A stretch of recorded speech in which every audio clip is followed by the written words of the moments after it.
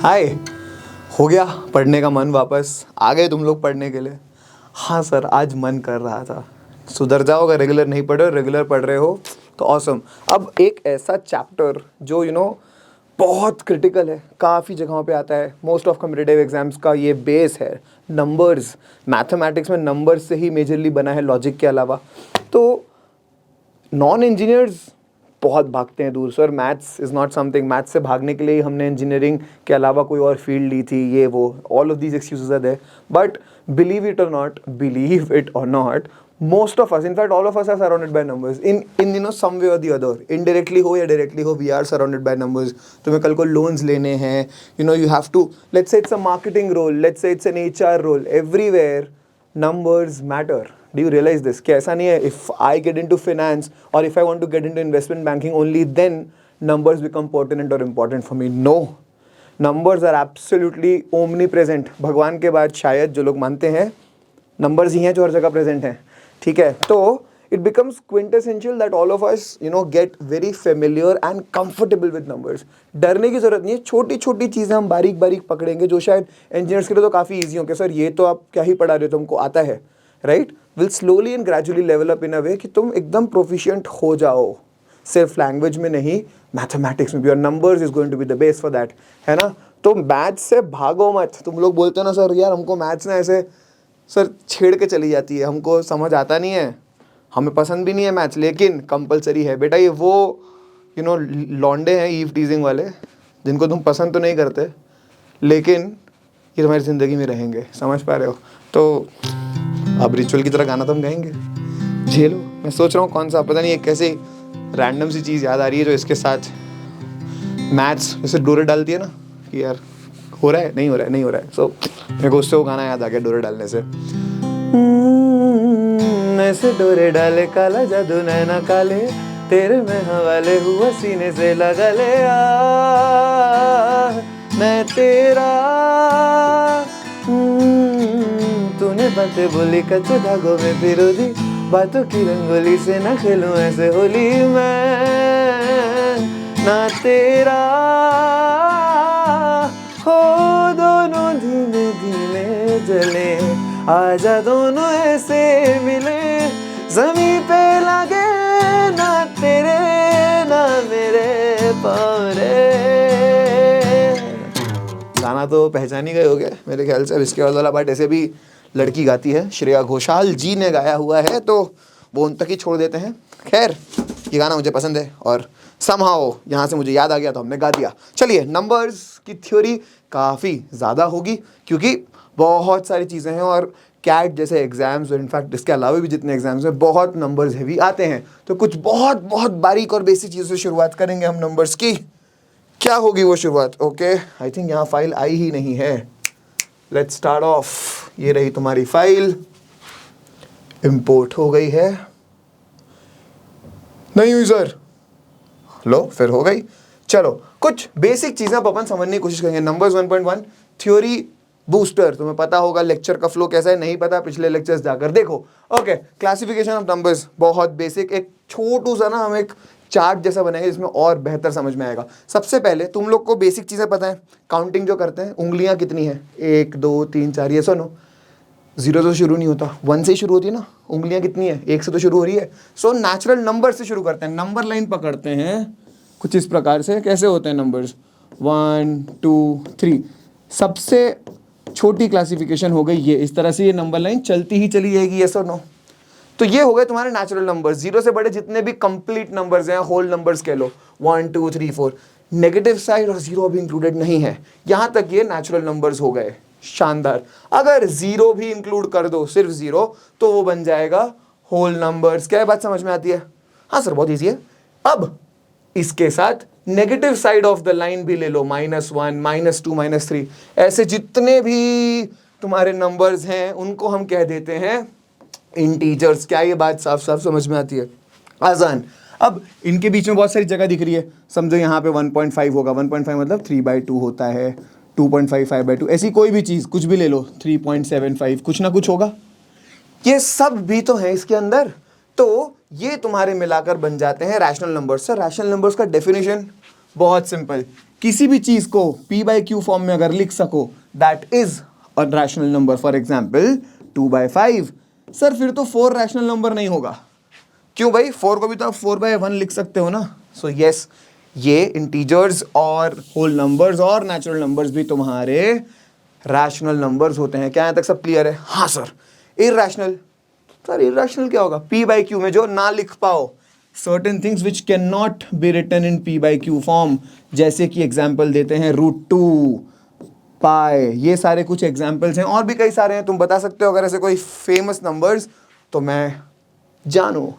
ये हो गए तुम्हारे इरैशनल नंबर। इसके अलावा रियल नंबर्स क्या होते हैं? इन सब का मिक्सचर, रैशनल भी डाल दीजिए, इरैशनल भी डाल दीजिए, सब मिला जुला कर तुम्हारे रियल नंबर्स होते हैं। सर क्या नेचुरल नंबर भी रियल नंबर होते हैं? ऑब्वियसली सब रियल नंबर है, सब कुछ। रियल नंबर को छोड़ करके एक चीज बचती है, वो है कॉम्प्लेक्स नंबर्स। सर जो चीज है नहीं उसको क्यों कर रहे हैं? That's how mathematics works, because इसकी जरूरत पड़ती है। कुछ नंबर्स फॉर एग्जाम्पल √(-1), क्या ये एग्जिस्ट करता है?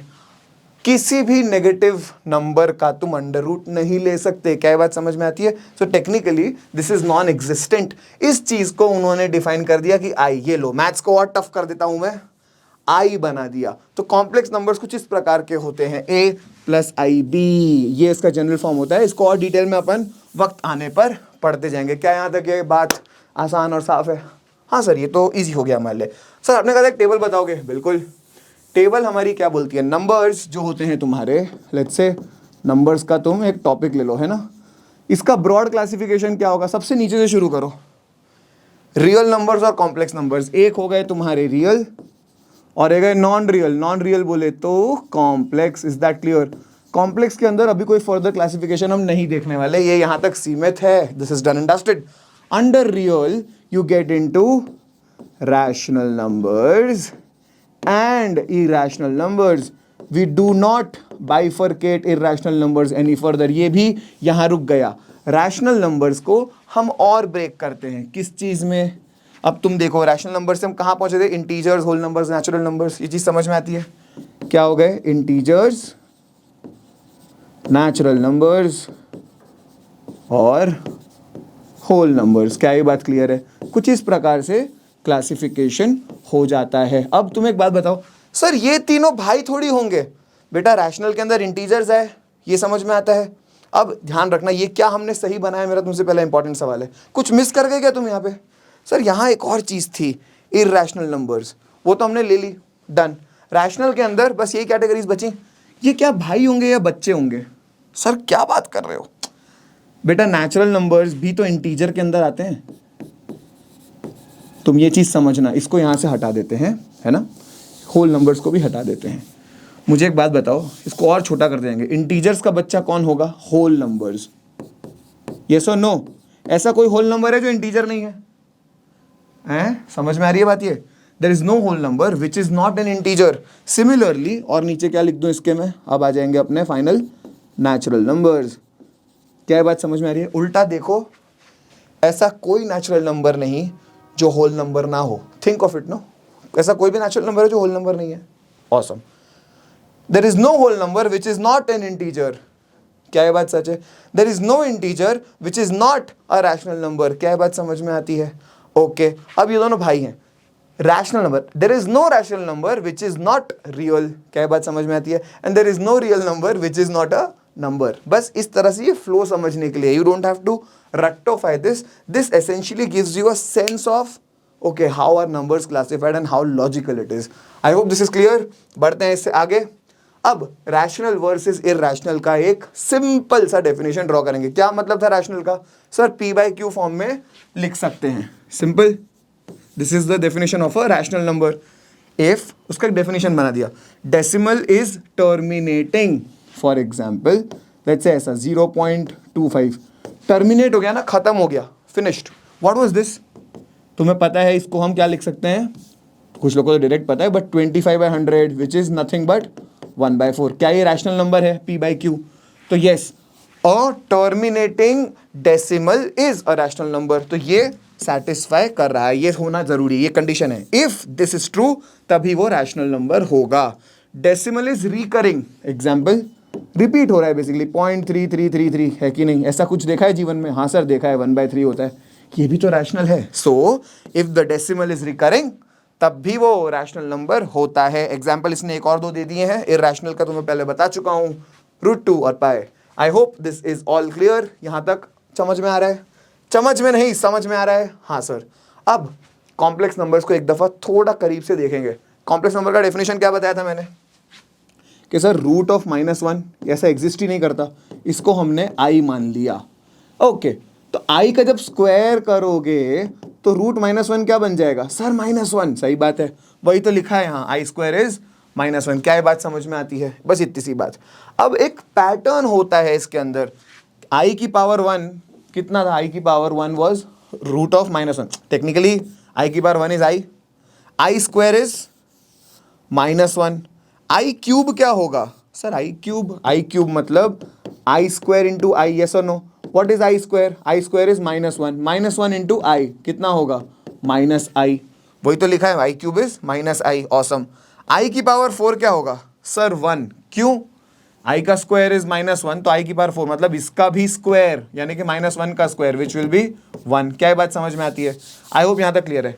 कमाल की बात, इसके बाद ये पैटर्न रिपीट होने लगता है। आई की पावर 5 क्या होगा? सर आई की पावर 4 इंटू आई, यस और नो? आई की पावर 4 कितना होता है? Sir 1 into I is I, तो आई की पावर 5 भी आई निकला। ये देखो दोनों सेम। आई की पावर 6 क्या होगा? आई की पावर 6 विल बी आई की पावर 4 इंटू आई की पावर 2। आई की power 4 is 1, I square is -1। देखो फिर से सेम रिपीट। आई की पावर 7 क्या होगा? सिमिलरली आई की पावर 4 इंटू आई क्यूब। आई की पावर 4 कितना है? 1 होता है। आई क्यूब कितना होता है? -i। फिर से सेम आया ना? आई की पावर 4 इज 1, आई की पावर 8 वुड बी आई की पावर 4 इंटू आई की पावर 4 विच इज 1। क्या ये बात समझ में आती है? So after every 4 it keeps repeating. Sir तो मैं तुमसे पूछूं आई की पावर 72 क्या होगा? क्या ये मल्टीपल ऑफ 4 है? That's it. किस फॉर्म में? आई का फोर्थ मल्टीपल क्या है? आई की power 4 which is 1, this will be 1। Sir I की पावर 73 होता तो कुछ नहीं, आई की पावर 72 1 है, यस और नो? तो 1 लिखो और एक आई बच जाता into I, 1 into I is I. ये समझ में आ रहा है? सर आई की पावर 103 होता तो? बेटा आई की पावर, इसको सीधा डिवाइड बाय 4 कर दो, 100 कट गया, 100 निकल जाएगा, 3 बचेगा ना, इसको सीधा आई क्यूब लिख सकते हो। आई क्यूब क्या होता है? -i। क्या ये बात समझ में आती है? That's it. इस तरह के अगर सवाल आ जाएं तो इस तरह से सॉल्व किया जा सकता है। क्या ये बात आसान, साफ और क्लियर है? होनी ही चाहिए। Okay, even and odd numbers, I hope ये समझाना नहीं पड़ेगा। इवन नंबर्स 2 से डिविजिबल होते हैं, ऑड नंबर्स नहीं होते। ये कुछ पेचीदा चीज़ें हैं जो कभी कभी बच्चे गलत कर देते हैं। Even plus even is always even, ये प्रॉपर्टीज कुछ कमाल के कैट क्वेश्चंस में भी यूज हो चुकी हैं। Even plus even is always even, odd plus odd is always odd, गलत, it is always even. Check कर लो ना, 3 + 3 इज इवन, 6 होता है।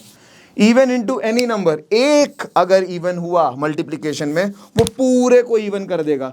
Even 1 even in a multiplication makes the entire product even. क्या बात समझ में आती है? Odd into odd is odd, simple बात, ये आसान सी चीज है। ऑड इंटू ऑड इवन मत लिख देना, ऑड प्लस ऑड इवन होता है। I hope this is clear. Basic है, आसान है, लेकिन कंफ्यूजन का स्कोप हो सकता है। वेरी इंपॉर्टेंट, प्राइम नंबर्स पता भी होने चाहिए, पता होते ही हैं, बट फिर भी मैं बता देता हूँ। फॉर एग्जाम्पल 5 के फैक्टर्स क्या क्या हैं? 1 और खुद 5 दो ही हैं। एनी नंबर, लेट्स से 7, इसके कितने फैक्टर्स हैं? 1 और 7 खुद। Any number which has exactly 2 factors 1 and itself is a prime number. आसान। इसके अलावा सारे नंबर्स कॉम्पोजिट होते हैं, एक एक्सेप्शन होता है 1 खुद, this is neither prime nor composite. इसके अलावा सब प्राइम और कॉम्पोजिट में कैटेगराइज हो जाएंगे। क्या समझ में आता है? अब तुमसे कोई रैंडमली पूछ ले कि सर 117 प्राइम है क्या? यस। सो अब क्या सर सबसे डिवाइड करके देखें? No, not really. To check divisibility you only need to check up to √(n). 117 किसके रूट के पास है? 11 का रूट कितना होता है? सॉरी, 11 किसका रूट होता है? 121 का। मतलब तुम्हें सिर्फ 11 तक चेक करना है। क्या ये 2 से डिविजिबल है? नो। क्या ये 3 से डिविजिबल है? सिंपल, हाँ है। कितने सा है? 3 9 39। क्या समझ में आ रहा है? तो ये प्राइम नहीं है. Is this clear? If you have to find whether a number is prime or not, वो नंबर का क्लोजेस्ट स्क्वायर देखो 121 था, उसका रूट कितना होगा 11. You have to check only till there. Divisors 2 3 4 5 6 whatever till 11 you have to check. एक ना एक डिवाइड हो गया मतलब वो प्राइम नहीं है. I hope this is clear. बढ़ सकते हैं इससे आगे, बढ़ सकते हैं ना. चलो, एडिशन और removal of a new observation. Now this is critical. Every natural number can be written as what. एक एग्जांपल लेते हैं 24. 24 को ब्रेक तो कर सकते हो ना. कैसे सर? ये 12 इंटू 2 है, यस और नो? या कोई इसको और इजी लिख लो. 12 इंटू 2 की जगह 8 into 3. What is 8? 2 cube into 3. This is called the prime factorized method. 2 prime है, 3 प्राइम है. हमने इस नंबर को as a multiplication of primes लिखा, इसलिए इसे प्राइम फैक्टराइजेशन कहते हैं. क्या बात समझ में आती है? किसी नंबर को प्राइम फैक्टराइज करना है, उसको मतलब ये करना है. I hope this is clear. Now उसने क्या बोला? Every natural number which is this can be written as p की पावर a, p2 की पावर b. वही लिखा है ना, p1 की पावर a, p2 की पावर b. समझ में आ रहा है? ऑसम. उन्होंने एग्जाम्पल ले लिया 120 का. सर डायरेक्टली कैसे लिखे? बहुत ईजी होता है. टेबल्स अगर आती होंगी तो तुम्हें पता होगा 120 इज 15 इंटू 8. 15 क्या होता है? 3 इंटू 5. 8 क्या होता है? 2 का क्यूब. देखो लिख गए, सेम चीज लिखा गई. That is how you have to do it. Break this number into multiplication of closest two numbers. कुछ लोग 120 को 12 इंटू 10 भी लिखते हैं. 12 इज वॉट? 2 स्क्वायर इंटू 3 और 10 इज 2 इंटू 5. क्या बात समझ में आती है? तो क्या बन गया? 2 क्यूब इंटू 3 इंटू 5. वही सेम चीज बनी ना. क्या बात समझ में आ रही है? That is it. इतनी सी बात होती है. ये होता है तुम्हारा prime factorization. Prime factorization is extremely critical when it comes to finding HCF. HCF वाले क्वेश्चंस के लिए, एलसीएम के लिए, नंबर ऑफ फैक्टर्स जब निकालने होंगे, डिविजिबिलिटी प्रॉब्लम जब करनी होंगी, फॉर ऑल दीज क्वेश्चंस जो कि बहुत कॉमन क्वेश्चंस होते हैं तुम्हारे कंपेटिटिव एग्जाम्स में, this topic is of prime importance. ये आना ही चाहिए हमको. आई होप दिस इज क्लियर. बढ़ते हैं इससे आगे. कुछ डिविजिबिलिटी के बेसिक रूल्स 90% लोगों को पता होते हैं. जिनको ये सारे पता है, तुम्हारा काम है, जब तक मैं समझा रहा हूं तुम डिविजिबिलिटी ऑफ 13 सोचो और डिविजिबिलिटी ऑफ 7. ये दोनों मैं चाहता हूं तुम दोनों सोचो, जिनको ये ऑलरेडी आता है. Divisibility by 2 simple. Last 2 digits should be divisible by 2. Easy peasy, खत्म. Divisibility by 3 is sum of digits divisible by 3. जो भी नंबर है, लेट्स से 1 3 2 है, क्या ये 3 से डिविजिबल है? सम कर दो. 1 + 2 3 + 3 6. 6 इज डिविजिबल बाय 3, मतलब ये नंबर 3 से डिविजिबल होगा. खत्म हो गई ये बात. Easy. Divisibility by 4. Last 2 digits check करो, अगर वो 4 से डिविजिबल है, खत्म, तुम्हारा नंबर 4 से डिविजिबल है. डिविजिबिलिटी बाय 5 तो बहुत इजी.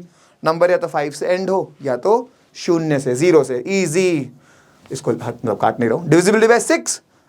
जैसे ही कॉम्पोजिट, ये अभी तक प्राइम चल रहे थे, 2 3 4 को भूल जाओ, 5 6 आ गया ना, ये कॉम्पोजिट है. पर ये बना किस किस से है? 6 2 और 3 से ही बना है, 3 और 2 से. तो if a number is divisible by 6, ये चेक करना है. You have to check whether it is divisible by 2 and 3. Is this clear? दोनों से divisible होगा, then it is surely divisible by 6. I hope this is clear. 7 वाले आया answer? सोच के बताओ. 8. Anyway, 2 के जो मल्टीपल्स है ना, जैसे 2 की पावर 1 है, वो तुम्हें लास्ट डिजिट चेक करना था कि 2 से डिविजिबल है कि नहीं. Divisibility by 4, 2 square. 4 is what? 2 square. Check the last 2 digits for divisibility. Similarly, 8 is what? 2 cube. तो इसके लास्ट 3 डिजिट्स चेक कर लो if it is divisible by 8. For example, let's say the number is 7314120. Is this divisible by 8? Just check the last 3 digits. If this is divisible by 8, which is, hence the entire number is divisible by 8. 8 का भी clear हो गया होगा. Divisibility by 9. Sum of digits should be divisible by 9. कितना भी गंदा number हो, let's say यही नंबर ले लो, if the sum of digits is divisible by 9, it is divisible by 9. 7 + 3 10, 11 15 16 18. Perfect. 18 है. 18 is divisible by 9. Yes. So this number would be divisible by 9. क्या ये बात क्लियर है? आसान. डन. Divisibility by 11. इसी में कर, इसी मत करो, बहुत गंदा हो गया. 2 3 4 1 2 3. 11 की डिविजिबिलिटी बोलती है check for the alternate numbers. ये जैसे ये ऑल्टरनेट है, इनका सम करिए, कितना होगा? 3 + 1 4, 4 + 3 7.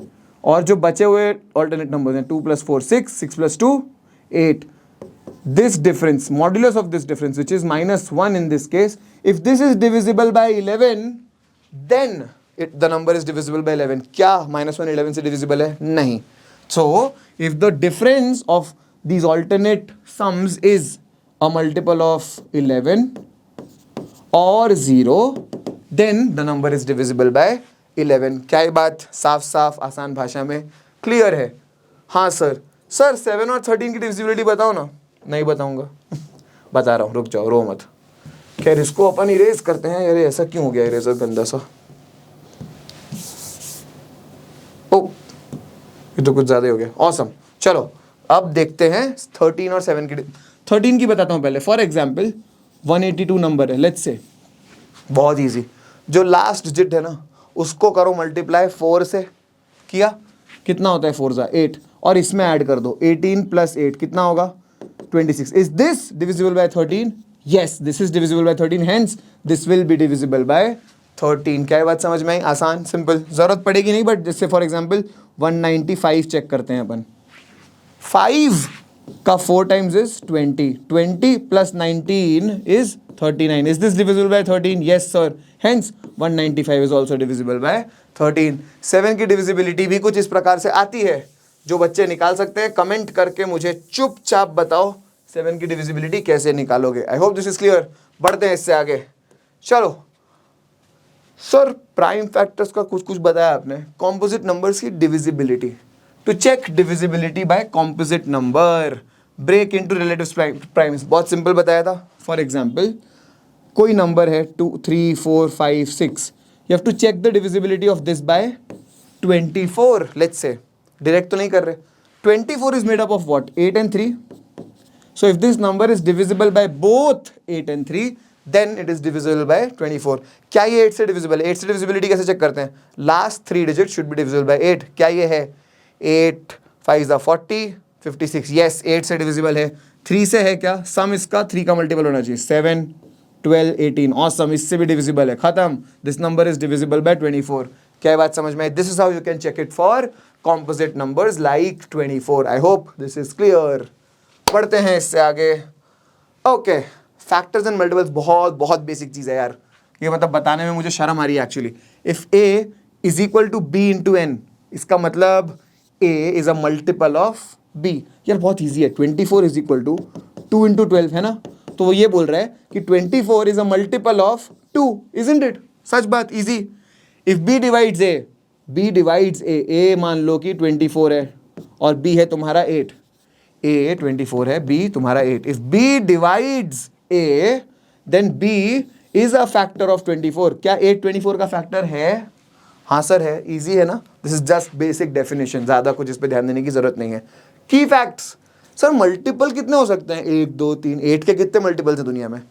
इनफाइनाइट. 16 24 32 चलता ही चला जाएगा ना. लेकिन तुम्हारे फैक्टर्स लिमिटेड होंगे, वो हम निकालना सीखेंगे. 8 के फैक्टर्स कितने होते हैं? 1 2 4 और 8 खुद. यस और नो? सर ये कैसे पता? बाद में समझाऊंगा थोड़े टाइम में. लेकिन लिमिटेड है. 1 2 4 और 8 है, इससे ज़्यादा नहीं हो सकते. क्या ये बात साफ साफ क्लियर है? आई होप जहन में उतर गई हो. बढ़ते हैं. अब फाइनली आ जाते हैं. ओके सर, आपने बोल दिया फैक्टर्स जो हैं वो लिमिटेड होंगे, सही. लेकिन निकालें कैसे? बहुत आसान. हमने एक पास्ट में एग्जाम्पल लिया था थोड़ी देर पहले. 24, इसको प्राइम फैक्टराइज करना सीखो. कैसे करेंगे? अपन ने लास्ट टाइम भी सीखा. 8 इंटू 3. 8 इंटू 3 मतलब 2 cube into 3. Sir number of factor कैसे निकाले? बहुत सिंपल. जो पावर्स है ना, ये तुमने निकाल लिया. ये तुम्हारा बेस है 2 की पावर 3 और 3 की पावर 1. इन पावर्स में 1 1 ऐड कर दो. 3 में 1 ऐड करोगे तो क्या होगा? 4 इंटू 1 में 1 ऐड करोगे तो 2. That's it. खत्म हो गई बात. Number of factors will be 8. I hope this is very simple and very clear. Let's say 40 का एग्जाम्पल ले लो. What is 40? 40 is 5 into 8.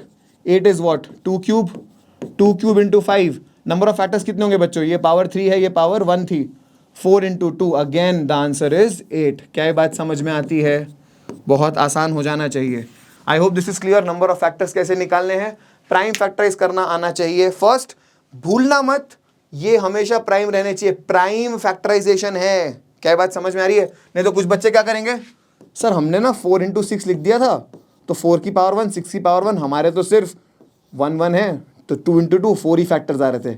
कचरा, स्टूपिड लॉजिक, रबिश, ये गलती से भी गलती मत कर देना। Always keep the base as prime, तभी उसे प्राइम फैक्टराइजेशन माना जाएगा। बढ़े इससे आगे? हाँ सर बढ़ते हैं। Highest common factor, another very critical and important thing from an exam perspective. HCF बोले तो हाईएस्ट कॉमन फैक्टर, सबसे बड़ा फैक्टर क्या हो सकता है जो कॉमन हो? कॉमन फैक्टर बोला है ना। लेट्स सी, दो नंबर्स हैं 60 एंड 90। प्राइम फैक्टराइज किया उन्होंने, डायरेक्टली लिख दिया, तुम्हें आना चाहिए। 60 is what? 6 into 10। 6 is what? 2 3 जा। 10 इज व्हाट? 2 5 जा। मतलब 2s कितने हैं? 2। 2 की power 2 into 3 into 5। Is this clear? You should learn how to write this directly. Now they have asked you the highest common factor. इसका मतलब दोनों में कॉमनैलिटी क्या है बच्चों? 2s तो हैं, लेकिन यहाँ बेचारा एक ही है, यहाँ पे 2 हैं, तो कॉमन कितना है सर? 1। तो 2 की पावर 1 निकाल लो बाहर HCF के लिए। 3 में 3 भी है, 3 स्क्वायर भी है, लेकिन हमें लिखना है कॉमन कितना है, सिर्फ 3, तो 3 की पावर 1, 5 की power 1, 2 into 3 into 5, 30। That is your HCF। खत्म हो गई बात। इसका एक बहुत प्यारा सा सिंपल सा तरीका और बताता हूँ मैं। जैसे 60 और 90 का HCF निकालना है, सबसे ईजी क्या दिखता है सर? 30 कॉमन था, दोनों में से 30 30 निकाल दो, तो कितना बचेगा मल्टीप्लीकेशन में? इधर से 2 जा, 30 2 जा 60 होता है ना, और यहाँ से 3। अब ये दोनों अगर कोप्राइम्स हो गए सर, कोप्राइम्स मतलब इन दोनों फैक्टर्स का इनमें कोई कॉमन और नहीं होना चाहिए। 2 और 3 में कुछ और कॉमन है क्या 1 के अलावा? नहीं। सीधा सीधा जो भी मैक्सिमम कॉमन निकला दैट इज योर HCF। खत्म। सर एक और एग्जांपल दो ना। लेट्स से इसी एग्जांपल को और ब्रेक करो। लेट्स से तुम्हें 30 नहीं दिख रहा, तुम अंधे हो मान लेते हैं तुम्हें दिख रहा है सर 10 कॉमन दिख रहा है, अंदर क्या बचेगा? 6 और 9। 6 और 9 में वापस 3 कॉमन दिख रहा है ना, 3 बाहर निकाल लो, कितना हो गया? 30। 3 निकालोगे तो 2 और 3, सेम चीज़। क्या बात समझ में आ रही है? Is this clear? ये भी एक बहुत प्यारा तरीका है। इसको करने का एक और तरीका है जो थोड़ी देर में सिखाऊंगा मैं, लेकिन सबसे खूबसूरत तरीका ये माना जाता है। सर कौन बोलता है ऐसा? मैं। ये कुछ क्वेश्चन में तुम देखोगे काफ़ी इजीली तुम्हारा HCF निकाल देगा। चलो अब लीस्ट कॉमन मल्टीपल। सर ये क्या होता है? जो पिछले क्वेश्चन में तुम्हारे, रुको यहीं से अपन करने की कोशिश करते हैं। यहाँ लीस्ट कॉमन मल्टीपल निकालना है हमें। लीस्ट कॉमन मल्टीपल, इसका मतलब ऐसा एक नंबर जो इसका भी मल्टीपल हो और इसका भी मल्टीपल हो, राइट? सो पहले हमने लोएस्ट पावर्स ली थी, राइट? अब मैक्सिमम पावर लो, जो LCM है, मल्टीपल है, उसमें 2 की पावर 2 होना पड़ेगा क्योंकि वो मैक्सिमम है। 3 की पावर में मैक्सिमम कौन सा है? 3 की पावर 2। और 5 में मैक्सिमम पावर क्या है? 5। ये तुम्हारा निकल गया LCM, मतलब 4 into 9 into 5। 4 into 5 is 20, 29 is 180। ये तुम्हारा LCM होगा। क्या ये बात समझ में आती है? इसको इस मेथड से करने जाओ ना, बहुत सिंपल, सेम चीज़। तुमने 30 कॉमन निकाला था, 2 और 3 बचा था, बस कुछ नहीं करना है, इनको मल्टीप्लाई कर दो। ये जो है ये इंटू ये इंटू ये, 32 जा 60, 63 जा 180। आए? सही बात है, 180 LCM यहाँ से बहुत इजीली आ गया। क्या बात समझ में आती है? सर इस केस में क्या होता? बेटा इधर भी वही कमाल होता, लेकिन इधर डायरेक्ट मल्टीप्लाई मत कर देना। 10 6 जा 60, 9 जा 540। ये यहीं तक आना है तुमको। I hope this is clear as far as LCM is concerned. अब HCF और LCM दोनों निकालना सीख लिया तो दोनों के बीच में अब रिश्ता भी निकालना सीख जाएंगे। क्या बोलता है? इट सेज, लेट्स से दो नंबर्स हमने माने थे, प्रोडक्ट ऑफ नंबर्स। नंबर्स क्या थे? 60 और 90। The product of numbers is always equal to HCF into LCM। HCF कितना था? 30। LCM कितना था? 180। अब इनको अगर मल्टीप्लाई करोगे तो तुम्हें समझ में आएगा both are 5400। I hope this is clear. This is important from a CAT perspective. काफ़ी कम्पिटेटिव एग्जामिनेशन का बेसिक यूज होता है, कैट के अंदर काफ़ी एक्सटेंसिव यूज होता है, तो ये चीज़ तुम्हें पता होनी चाहिए। बढ़ते हैं इससे आगे। यूक्लिड्स डिवीजन मेथड, नाम सुन के घबराने की जरूरत नहीं है। ये स्टेप्स जो लिखे हैं थियोरेटिकली अजीबोगरीब लगेंगे, बहुत ईजी होता है। मतलब समझाता हूँ। नंबर्स से हमारे क्या 60 और 90, वही सेम एग्जाम्पल लेके चलेंगे ताकि कंटिन्यूटी बने। 90 को रखो यहाँ, डिवाइड करो। डिवीजन सीखा था बचपन में। व्हेन यू डिवाइड 90 बाय 60, 60 1 जा 60 होगा, रिमाइंडर कितना बचेगा? सर 30। एक स्टेप ये हुआ। नेक्स्ट टाइम क्या करोगे? ये जो नंबर है ना इसको अंदर ले लो और डिवाइड किससे करो? जो रिमाइंडर था 30। 32 जा 60, रिमाइंडर कितना आ गया? 0। जैसे ही रिमाइंडर आ जाए, जो पिछला डिवाइजर था, divisor that will be your LCM. क्या बात समझ में आ रही है? 30 तुम्हारा, माय बैड, एलसीएम बोला ना मैंने, HCF, this will be your HCF. क्या बात समझ में आती है? वही स्टेप्स किए हैं। Steps, divide larger by smaller, divide larger by smaller, वही किया है, awesome. Replace larger by smaller, replace larger by smaller, यहां रिप्लेस कर दिया, ठीक है। Third step, replace smaller by remainder, smaller जो था उसकी जगह आप क्या डाल दिया? जो रिमाइंडर आया था, ये डिवाइड करिए फिर से, फिर continue till remainder is zero, remainder zero आ गया, awesome. Last non zero remainder is equal to HCF, last non zero remainder, यानी कि नॉन जीरो रिमाइंडर कौन सा था? ये था 30, जो अगली बार डिवाइजर बन गया। जैसे भी याद रखना हो, this is how you can very easily get the answer. I hope this is clear. बढ़ते हैं, इसे कहते हैं यूक्लिड्स डिवीजन। नाउ बहुत बेसिक, एलसीएम तुमको पता है is the smallest number that is divisible bye all given numbers, ठीक है। एलसीएम ऑफ 12 और 18, मेरे को ये तुम्हें स्लाइड सिर्फ इसलिए दिखानी है, 12 और 18 का तुम्हें कुछ लोग को डायरेक्टली 36 दिखता है, ना दिखता हो 6 तो दिखता है कॉमन, अंदर क्या बचेगा? 2 जार और 3 जार, क्या है? कोप्राइम्स है, बस मल्टीप्लाई कर दो, 6 2 जार 18, 18 3 जार, 6 2 जार 12, 12 3 जार 36, दैट्स इट, एलसीएम आ गया तुम्हारा। क्या है बात क्लियर है? ये इतना सिंपल है। यहाँ से तुम्हारा एलसीएम तो आई गया, तो 36, एचसीएफ भी तुमको दिख रहा है बाहर 6, समझा चुका हूँ ये पहले, वापस नहीं समझा रहा हूँ। कम ऑन, बढ़ते हैं अगले स्लाइड पर। सर ये तो इजी था, होल नंबर्स ले लिया आपने, नेचुरल नंबर्स ले लिए, अगर फ्रैक्शन हो कुछ नहीं होता, बहुत simple. Let's say they have asked you कि भाई एचसीएफ निकालिए 3/4 और 4/5 का, कुछ नहीं करना है, न्यूमरेटर्स का वो लो जो पूछा है, एचसीएफ पूछा है, 3 और 4 का हाईएस्ट कॉमन फैक्टर क्या है? 1, यस। नीचे उसका एलसीएम ले लो, 4 और 5 का एलसीएम क्या है? 20, 1/20 is the HCF of 3/4 and 4/5। क्या बात समझ में आती है? एचसीएफ पूछा हो तो न्यूमरेटर का एचसीएफ लो, डिनोमिनेटर का एलसीएम लो। वहीं एलसीएम पूछा हो सेम 3/4 और 4/5 का एलसीएम पूछा है ना, तो ऊपर वाले का एलसीएम ले लो। 3 4 का एलसीएम इज 12, 4 और 5 का HCF is 1, so answer is 12। Is this clear? जो भी चीज पूछी है फ्रैक्शंस के अंदर, ऊपर न्यूमरेटर का वो वाला लो, जब एचसीएफ पूछा है तो न्यूमरेटर का एचसीएफ लोगे, जब एलसीएम पूछा है तो ऊपर वालों का एलसीएम लोगे। आई hope this is absolutely clear. आसान है, ऊपर वाले का एचसीएफ, नीचे वाले का LCM. In case of HCF, LCM में ऊपर वाले का एलसीएम, नीचे वाले का एचसीएफ। आसान कचरा सी चीज। एप्लीकेशंस ऑफ एलसीएम कैसे क्वेश्चंस में होंगे? सर हमें पता कैसे चलेगा क्वेश्चंस देख के कि इसमें एलसीएम लगाना है कि एचसीएफ? पहले ही तुमको एक बोलते हैं ना, एक ये लड्डू की तरह बता दे रहे हैं। जैसे क्वेश्चन दिखें, रिपीटिंग इवेंट्स कोइंसाइड, सर ए 3 दिन बाद आ रहा है, बी 4 दिन बाद आ रहा है, तो कितने दिन बाद ए और बी मिलेंगे? ऐसे सवालों में एलसीएम लगता है। बेल्स रिंगिंग सिमिलर, या फिर meeting after interval, remainder problems, all the answers come in terms of LCM. देखेंगे, नेवर एवर रट्टोफाई this, always read the question, understand यहाँ एलसीएम में एचसीएफ क्यों लगेगा, अपने आप आसान हो जाएगी जिंदगी। ओके, अब एप्लीकेशन ऑफ एलसीएम, एलसीएम निकालना हमने सीखा।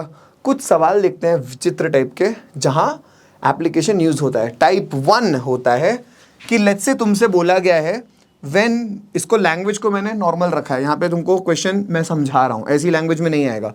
रिमाइंडर्स 3, 5 और 7 है, for divisors 5, 7, 9। The question would be when a number is divided by 5 it leaves remainder 3, when a number is divided by 7 it leaves remainder 5, when a number is divided by 9 it leaves remainder 7। yes or no? कोई pattern दिख रहा है? शायद ना दिख रहा हो, जिनको दिख रहा है ऑसम। जब 5 से डिवाइड किया तो 3 रिमाइंडर है, डिफरेंस कितना है? 2 का। जब 7 से डिवाइड किया तो रिमाइंडर कितना है? 5, डिफरेंस कितना है? 2 का। जब 9 से डिवाइड किया रिमाइंडर कितना है? 7, मतलब फिर से 2 का। क्या ये बात समझ में आ रही है? हर बार सिर्फ 2 कम छूट जा रहा है। मैं कहता हूं, मान लेते हैं, let's say the number is n। Okay, now let's understand this. मैं तुमको बहुत बेसिक से समझा रहा हूं। When a number is divided by 5 it leaves remainder 3। इसका मतलब ये नंबर किस फॉर्म का है? 5k + 3। Do you understand this? इस नंबर को जब तुम टेक्निकली 5 से डिवाइड करते तो ये कट जाता, ये पार्ट, और 3 रिमाइंडर बचता। This is how you right it, है ना। नेक्स्ट, ये नंबर 7 से डिवाइड करने पे 5 रिमाइंडर दे रहा है, it means this is 7m + 5 type का नंबर। Also this same number is of the type 9 से डिवाइड किया तो 7 रिमाइंडर है, मतलब 9n + 7। Do you understand this? Now imagine इस नंबर को 2, जस्ट गिव 2 एक्स्ट्रा, नंबर को 2 एक्स्ट्रा दे दो तो ये क्या बन जाएगा 5k प्लस 5, ये क्या बन जाएगा 7m प्लस 7, ये क्या बन जाएगा 9n plus 9. Do you think this number this is not divisible by 5? Yes. Is this divisible bye 7? Yes. Is this divisible by 9? Yes sir. इसमें बहुत ध्यान से समझना, मैं इस नंबर को अगर 2 ऐड कर दूं, if I add 2 in this, the number that number becomes divisible by 5, 7 and 9. Do you understand? मतलब वो 5, 7 और 9 का मल्टीपल बन जाता है. 5, 7 और 9 का एलसीएम कितना होगा बच्चों?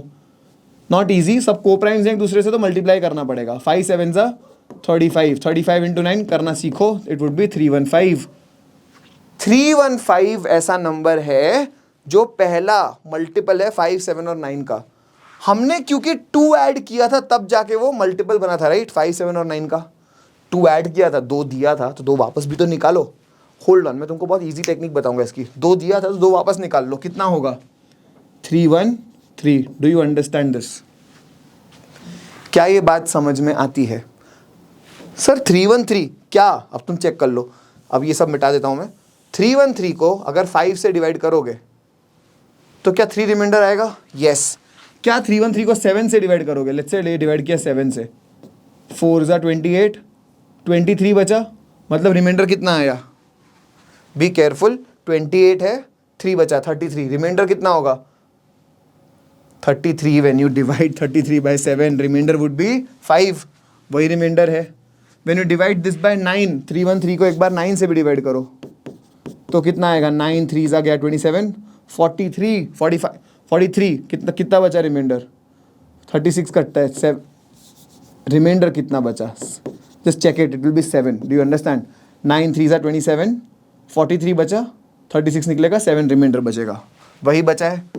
सर इतना सारा करना पड़ेगा? बिल्कुल नहीं. Now let's get to the best technique of this. Whenever you see कि इसके अंदर the difference is constant, which in this case it is 2, तो क्या करना है? डिवाइजर्स का एलसीएम ले लेना है. 5 7 और 9 का एलसीएम तुमने कितना निकाला था? 315.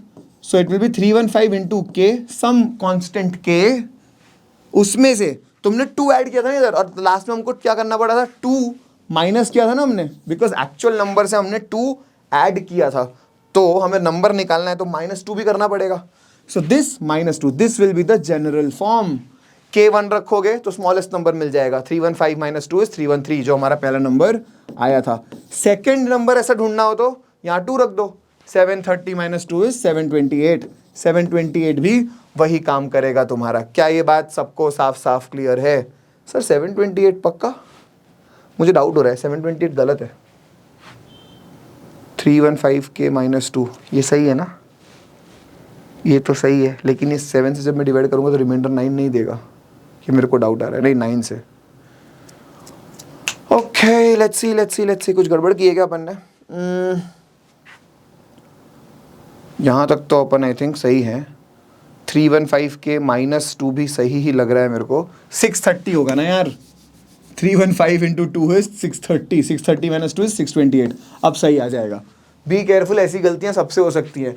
315 into 2 is not 730, it is 630. I hope this is clear. ये मेथड तुमको समझ में आ गया होगा. क्या ये बात क्लियर है? So this is type 1. I hope this is clear. Type 2 पे अपन चलने की कोशिश करते हैं. टाइप 2 क्या बोलता है? Find the least number which leaves remainder 4 when divided by 6, 8 and 10. सबसे आसान. उसको आप 6 से भी डिवाइड करो वो number. Let's say the number is n. If you divided by 6 or if you divided by 8 or if you divided by 10, always it leaves a remainder 4. इसका मतलब that number has to be a multiple of LCM of 6, 8 and 10. 6, 8 और 10 का multiple क्या होगा? 6 और 8 का LCM क्या होगा? 24. 48 मत लिख देना. 24 और 10 का यहाँ से तुमको समझ में आना चाहिए 120. शायद 120 होगा. ये तुमको निकालना आना चाहिए. कैसे निकालेंगे सर? कॉमन क्या निकला? 2. अंदर क्या बचा? 3, 4, 5.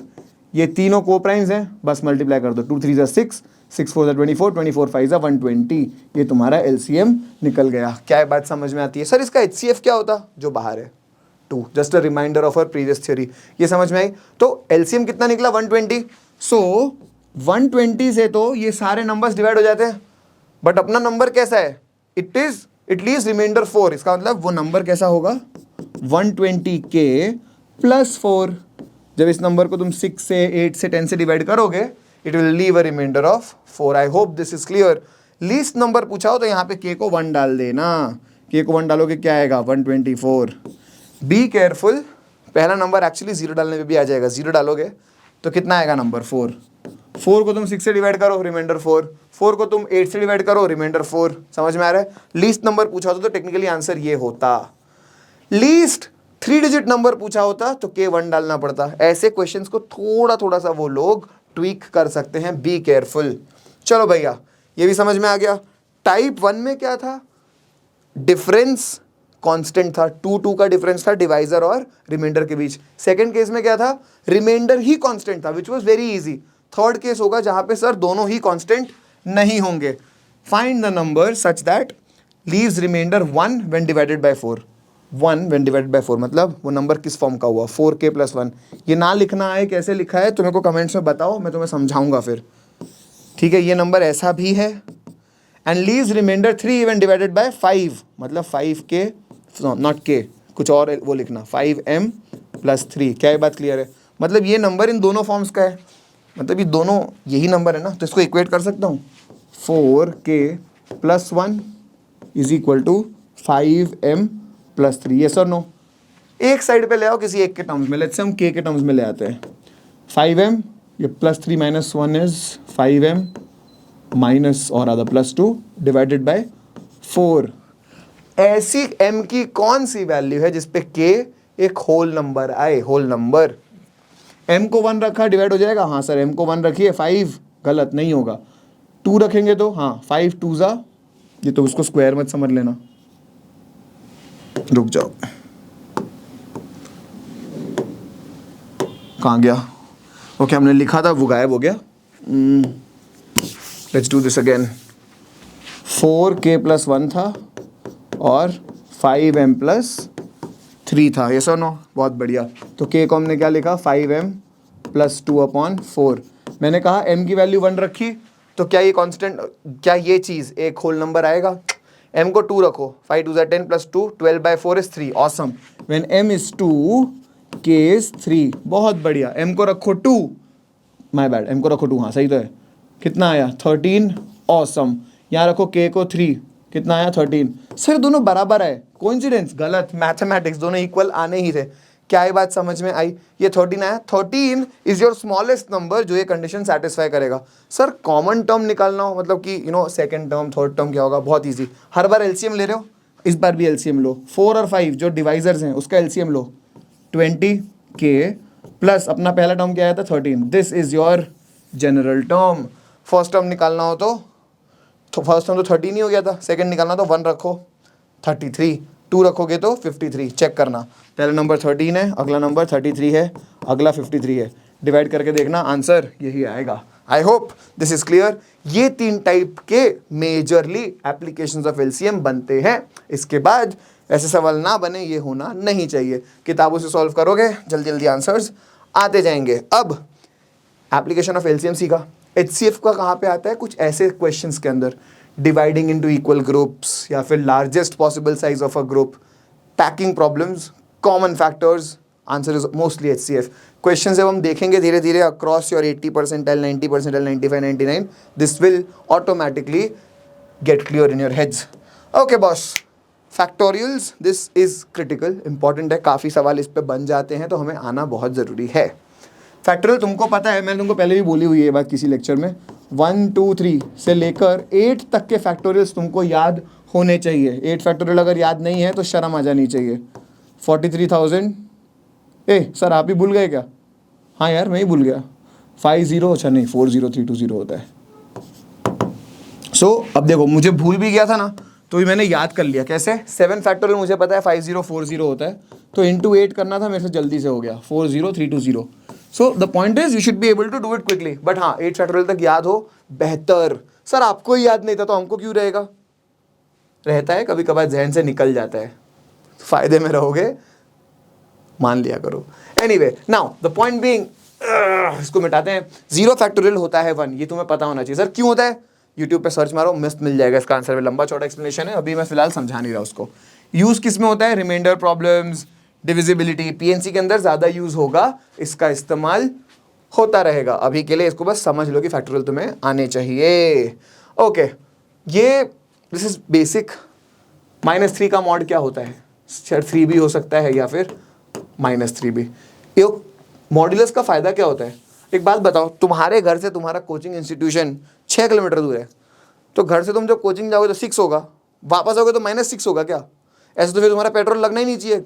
ऑफिस गए तो 1 लीटर लगा, वापस आए तो 1 लीटर बढ़ जाएगा, नहीं होता ना। द पॉइंट इज, कुछ चीजें are irrespective of the sign. दो जगहों के बीच का डिस्टेंस 6 किलोमीटर ही है, -6 नहीं हो सकता। दैट इज वाई मॉड्यूलस का यूज किया जाता है, जिसे एब्सोल्यूट वैल्यू भी कहते हैं। That's it. अभी समझने के लिए बस इतना समझ लिया जाए। ओके, ग्रेटेस्ट इंटीजर फंक्शन बहुत बेसिक होता है, मस्त होता है, समझो। इस तरह से पहली बार डिनोट किया जाता है, x के आजू बाजू ये लगा दो ब्रैकेट्स, ठीक है। एग्जाम्पल 3.7 का greatest integer which is less than 3.7। अब एक बात बताओ, मैं तुमसे पूछता हूँ, ग्रेटेस्ट इंटीजर ग्रेटर देन 3.7, 4, 5, 6 कितना भी हो सकता है ना, इन्फिनिट हो गया। ग्रेटेस्ट इंटीजर लेस देन 3.7, सबसे बड़ा इंटीजर जो 3.7 से छोटा हो, 3 है ना, ऑसम। अब -2.3 का कितना होगा सर? -2। बी केयरफुल, क्या होगा? Greatest integer lesser than this. तुम्हारा नंबर लाइन है 0, -1, -2, -3, ये कहाँ है? -2.3, इधर कहीं। Greatest integer lesser than this कौन है? -3। ये गलती मत करना, इस गलती में बहुत बार बच्चे फंस जाते हैं और गलत आंसर टिक करके आ जाते हैं। आई होप दिस इज क्लियर। ये होता है तुम्हारा ग्रेटेस्ट इंटीजर फंक्शन। बोर्ड मास तुमने पढ़ा होगा बचपन में, पता ही होना चाहिए। एक वी और ऐड कर लो, विनकलम। ब्रैकेट से पहले भी एक चीज होती है, क्वेश्चन कराऊंगा तब समझ में आ जाएगा, बस बेसिकली याद रख लेना, ब्रैकेट्स ऑफ डिवीजन, मल्टीप्लिकेशन। ये बताने की जरूरत है क्या? शर्म आनी चाहिए अगर बताना पड़े तो। This order for sure must be strictly followed, ये बात सच है, ठीक है। ये तुम्हारा नंबर्स थ्योरी 1.1 कवर कर लेता है। इसके साथ हमने काफ़ी हद तक बेसिक चीज़ें कवर की है। 1.2 में हम थोड़ी एडवांस चीज़ें उठाएंगे, जैसे कि विल्सन्स थ्योरम, यूलर्स नंबर क्या होता है, ये सारी चीज़ें पता करने की कोशिश करेंगे। तब तक इतना बेसिक अगर समझ में आया, यू आर गुड।